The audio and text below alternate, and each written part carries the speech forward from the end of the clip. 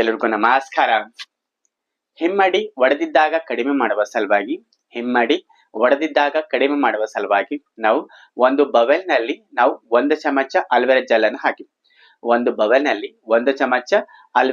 ಹಾಕಿ, ಅದರಲ್ಲಿ 1 ಚಮಚ ಬೇಕಿಂಗ್ ಸೋಡಾವನ್ನು ಹಾಕಿ, 1 ಚಮಚ ಬೇಕಿಂಗ್ ಸೋಡಾವನ್ನು ಹಾಕಿ, ಅದರಲ್ಲಿ ಸ್ವಲ್ಪ ಕೊಬ್ಬರಿ ಎಣ್ಣೆಯನ್ನು ಹಾಕಿ, ಅದರಲ್ಲಿ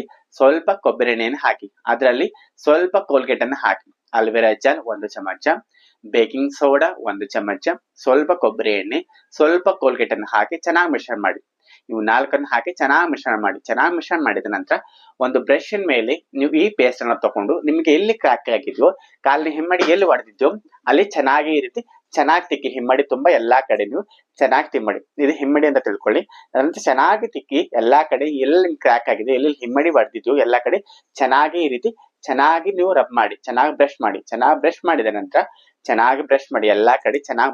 ಬ್ರಷ್ ಮಾಡಿದ ನಂತರ ನೀವು ಅರ್ಧ ತಾಸು ಬಿಟ್ಕೊಡಿ, 30 ನಿಮಿಷ ಬಿಟ್ಕೊಟ್ಟ ನಂತರ ನೀವು ಬಿಸಿ ನೀರಿಂದ ವಾಶ್ ಮಾಡುತ್ತಾ ಬಂದಲ್ಲಿ ಇದೇ ರೀತಿ ನೀವು ಬ್ರಷ್ ಮಾಡಿ ನೀವು 30 ನಿಮಿಷದ ನಂತರ ನೀವು ಬಿಸಿ ನೀರಿಂದ ವಾಶ್ ಮಾಡಿ ಇದೇ ರೀತಿ ನೀವು ಮುಂಜಾನೆ ಹಾಗೂ ಸಾಯಂಕಾಲ ನೀವು ಬಿಟ್ಟು ಬಿಡದೆ 4 ರಿಂದ 5 ದಿವಸ ಮಾಡ್ತಾ ಬಂದಲ್ಲಿ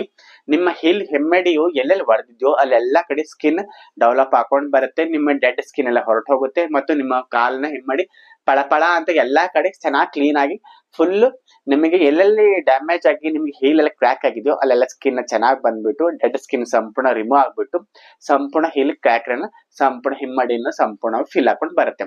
ಹಾಗಾಗಿ ನೀವು ಈ ಮೆಥಡ್ ಅನ್ನ ಮಾಡುತ್ತಾ ಬಂದಲ್ಲಿ ನಿಮ್ಮ ಕಾಲಿನ ಹಿಮ್ಮಡಿ ಏನ್ ಹೊಡೆದಿದ್ಯೋ ಎಲ್ಲಾ ಕಡೆ ನೀವು ನಿಮ್ಮ ಸ್ಕಿನ್ ಅನ್ನ ಡೆವಲಪ್ ಹಾಕೊಂಡು ಬಂದು ಸ್ಮೂತ್ ಸ್ಕಿನ್ ಅನ್ನ